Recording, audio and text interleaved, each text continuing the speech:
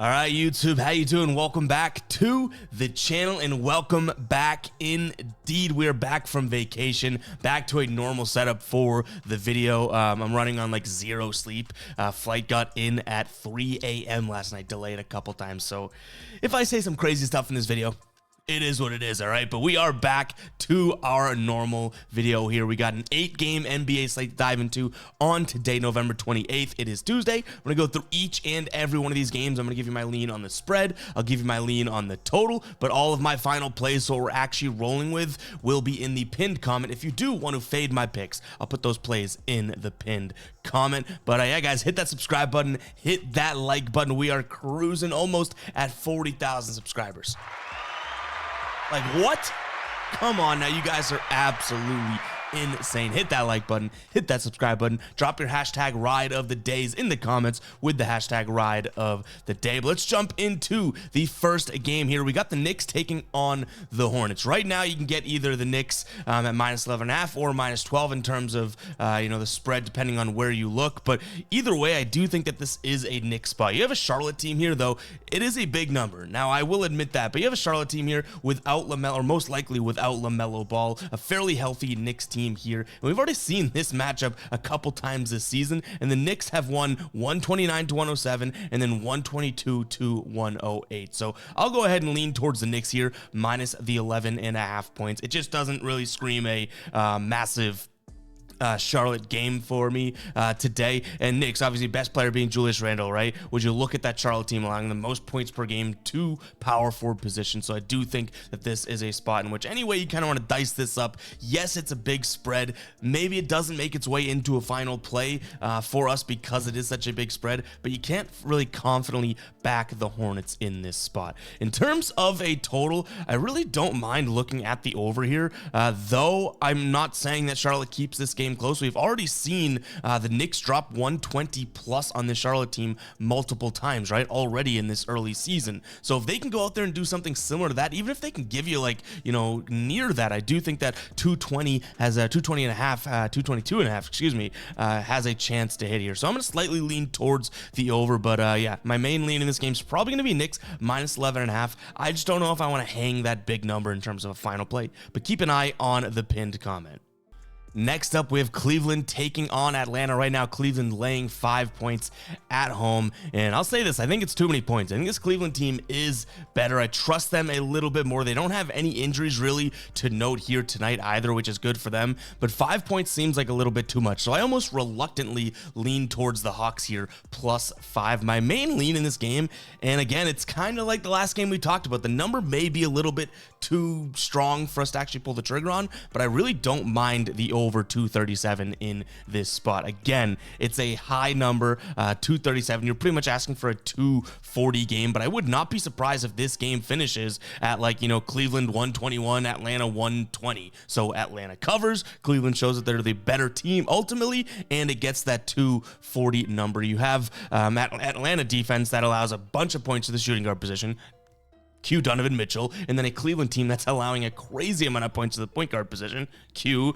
Trae Young here, right? Like, these are two teams that are not very, obviously we know this about the Hawks. They're not very good defensively. They're playing with crazy pace right now, which is fine. Good for them, right? Attempting the second most field goals per game in the entire league, scoring the second amount of points as well, 4th in field goal percentage. And then you have a Cleveland defense that, though they're getting a little bit better, we can give them credit for that. This is not the Cleveland defense from last year, right? Or at least yet. They're still kind of shaping up to that, but they've let up plenty of points. Just a couple nights back, letting up over 120 to the Lakers, right? Like, and then it was 120 to the Sixers, if I'm not mistaken either, right? Like, this is a Cleveland team that we've seen have some teams let up some, hang some big numbers on them. So I'm going to lean towards the over, but again, I hate to do this 2 games in a row here to start the show, but I think that these might just stay as leans because it is such a big number. But there could be a chance in a world in which we drop Atlanta +5 in this one as well, because I do think that this is going to be a close game.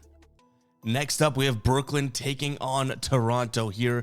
This Brooklyn team favored by 1 point at home. In terms of how they've been playing as of late, they've won 2 straight games, but not necessarily the biggest of competitions, right? They have been covering. They've covered 3 straight games. They're 12-3-1 against the spread on the season, but Toronto is also a decent against spread team this year as well, 10-7 against the spread this season. That being said, I do think I'm going to lean towards the home team in this one. This Toronto team for me just has been a little too inconsistent. They're beating up on the bad teams and losing to good teams, it seems, so far this season. Yes, they have a couple quality wins, but overall really losing to the good teams, beating up on the bad teams, and I don't think Brooklyn is a bad team in this spot. Now, you're going to want to keep an eye on the injury report here. We have Cam Johnson's probable, Nick Claxton is questionable, Smith Jr. is questionable, so keep an eye on that, because obviously if Nick Claxton is out, he's probably the main one I'm looking at. Cam Johnson too, but he looks like he's going to play, but Nick Claxton being out could completely change this game. That goes from their starting lineup looking pretty damn good to like Royce O'Neal starting in the starting lineup, so we do want to keep an eye on that injury report, but I'll lean towards Brooklyn here. This probably ends up being a money line play anyways, if anything.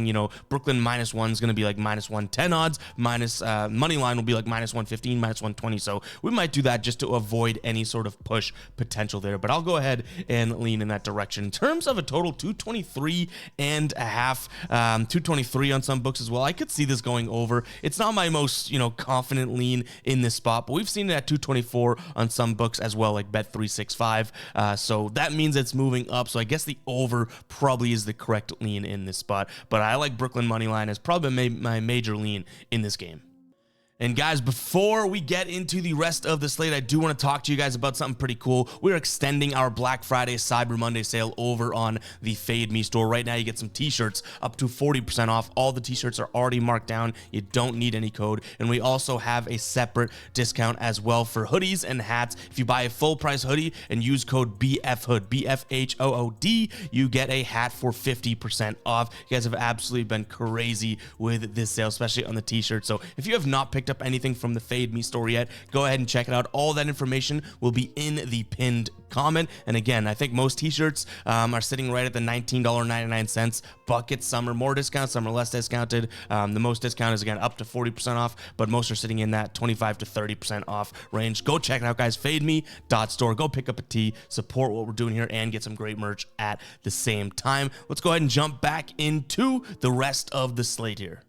Miami hosting Milwaukee here. I like Milwaukee a lot in this spot, -3. My only concern is that is this a public pick? Is this a trap type of a game? Because though their records would indicate they're playing fairly similar, I do think that this is a Milwaukee team that is far better. And this Milwaukee team's won 7 of their last 8 games. Now you can make the argument that they haven't played anyone all that strong. Sure. In fact, one of their only strong games was Boston, and Boston beats them right a couple nights back. But nonetheless, I do still think that this is a team in which is, I would say, maybe not head and shoulders, but forehead above the Miami Heat in this spot right now. Milwaukee 12-5 in the season. Miami sitting at 10-7, but this Miami team just has not really impressed me so far. You have Bam Adebayo's a little banged up. Jimmy Butler is questionable. Duncan Robinson's questionable as well. I will say Chris Middleton is questionable here, but I don't necessarily think that sways things as much as it did last year, right?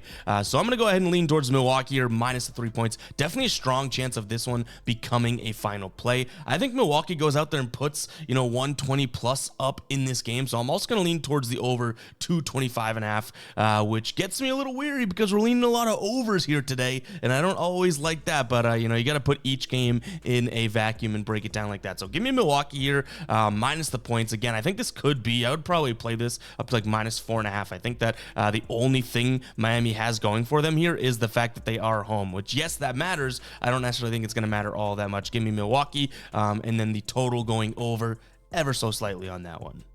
Next up, we got the Boston Celtics hosting the Chicago Bulls, and this is a tough one because Boston's heavily favored, right? -13 in this spot. I've seen 13.5 on books as well, so there could be moving in that direction. And it's such a high number. This is a Celtics team that is a losing team so far this year against the spread. Now, it's probably because they have to lay these massive numbers, right? But this Bulls team, you have to lay the massive number against. They really aren't all that great. They got a bunch of, drama going on. Zach LaVine, blah, blah, blah. But I don't think that I'm comfortable laying this many points with a Celtics team that is going to be without Kristaps Porzingis. Drew Holiday is questionable, and then Derek White is also on the injury report. He is probable, but nonetheless still on the injury report.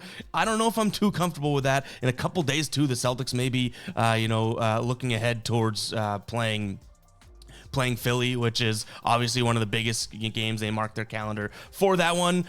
They beat them last time they played, so they want to make that 2 in a row there. So this doesn't seem like a Celtics spot for me, but you can't really confidently back the Bulls, right? So I guess even as a Celtics fan, I slightly lean towards the Bulls here, plus 13 or plus 13.5, depending on where you get it.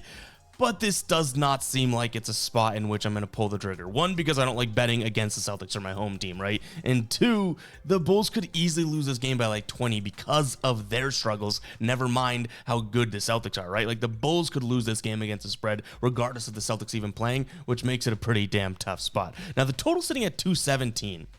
And though the Bulls, this is a team that does not put up many points, the Celtics also have been playing a little bit slower, but there's no defense on this side of the Bulls that I can imagine that the Celtics can't go out there and just carve up. Though the Bulls have either been a top 12 or 10 team in terms of points per game this season, I really don't see them being able to stop the Celtics, okay? So I'm going to lean towards the over here as well, but guys, again, how many times have you heard me say over in today's video?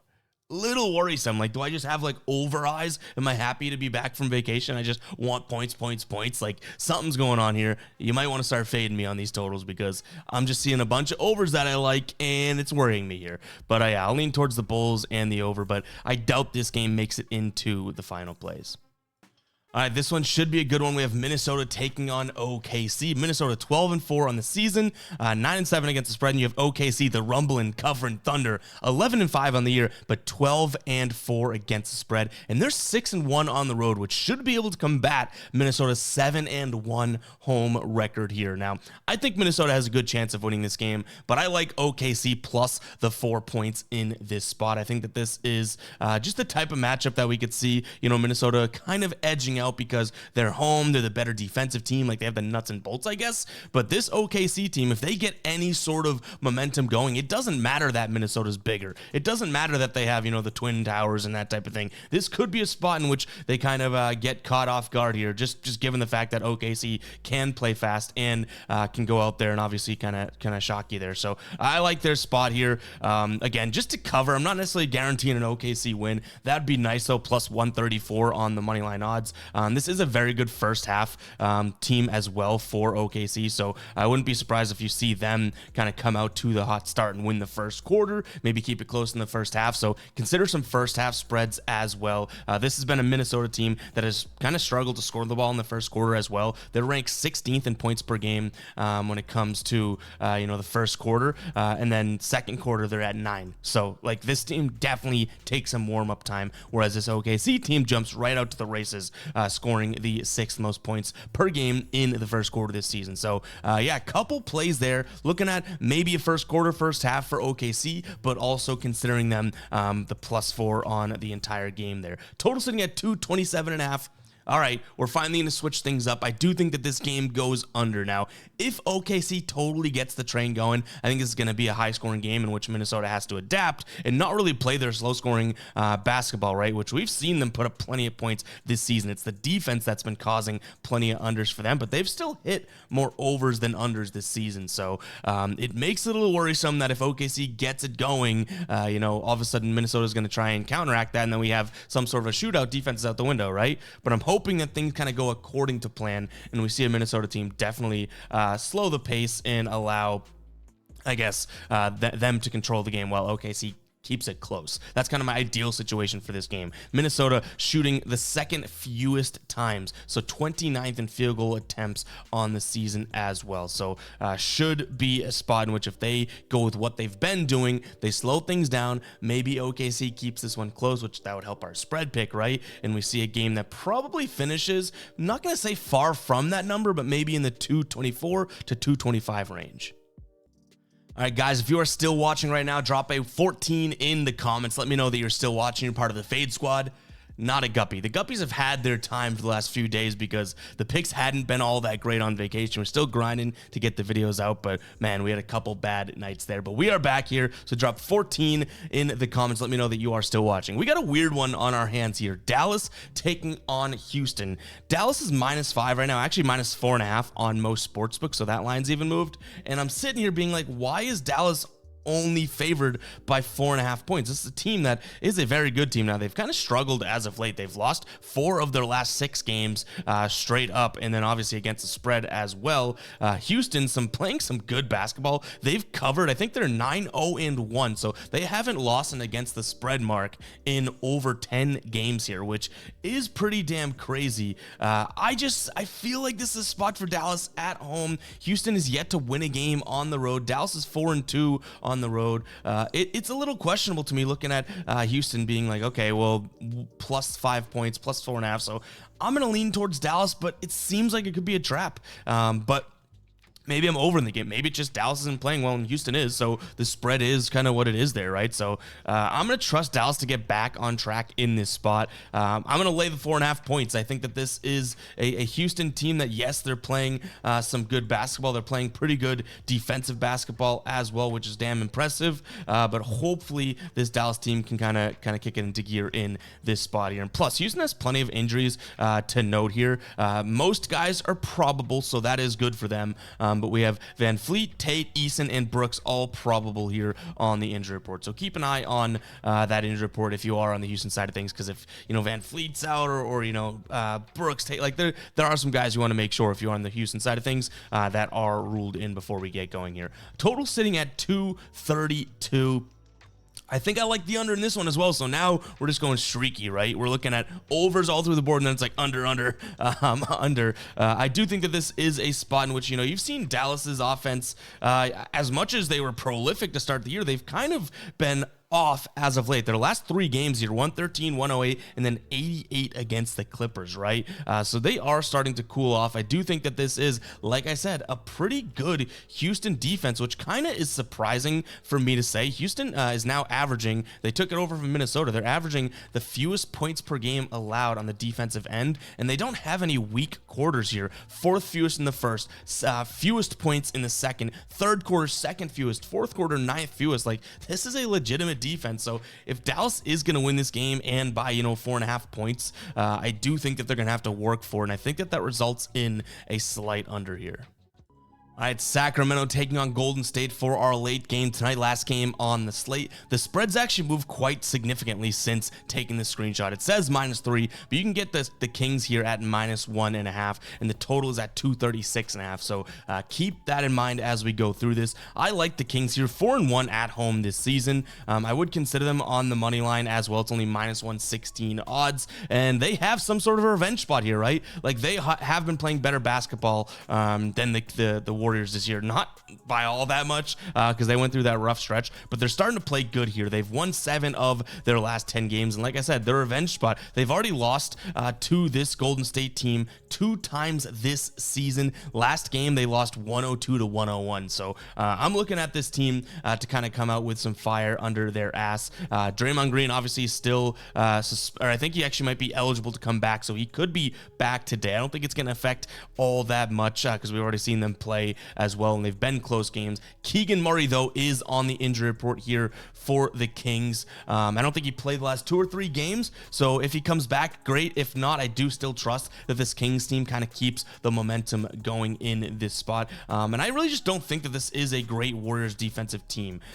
They've allowed the 4th most points to the point guard position on the season. De'Aaron Fox, come on, buddy. And they've allowed the 3rd most points to the center position, Domantas Sabonis. There you go, right? So the 2 best players here for the Sacramento side of things should be able to have their way with this Golden State team. Though, we've obviously, like I said, seen the struggles with Sacramento playing Golden State. They've lost 7 of their last 10 against Golden State. There is some sort of revenge narrative here. So I like this spot for them. This was a tough game for the Kings last time, but they didn't even have De'Aaron Fox with them. So if De'Aaron Fox is in this game, I think this game is a little bit closer. Last time he played the Warriors, he had 39 points. So I'll take Sacramento in this spot. In terms of the total, 238.5, I could easily see this one going over, but I don't think you're going to catch me pulling the trigger on a total that high. So I'm going to lean towards the under. So we went, 5 overs in a row and then 3 unders in a row. But that is a slight lean because, again, I do think a lot of points could be scored in this game, and there's some serious potential for some same same game parlay action in this one. My main same game parlay looks today are going to be Atlanta, Cleveland, and then Golden State, Sacramento. So keep an eye on the pinned comment. I'll post a YouTube short and TikTok on our same game parlay today because we'll get back to that. But guys, that is going to wrap it up for today's video. If you're still watching and not subscribed, what the hell are you doing? Hit that subscribe button, hit that like button, guys. You guys were super supportive while I was on vacation. We did take one day off to travel, and I'm glad we did because, like I said, I literally am running on like 4 hours of sleep, if that. So hopefully I didn't make any grand blunders in speaking in this video without even me knowing. But guys, we'll catch you guys in the next one. All right, peace out.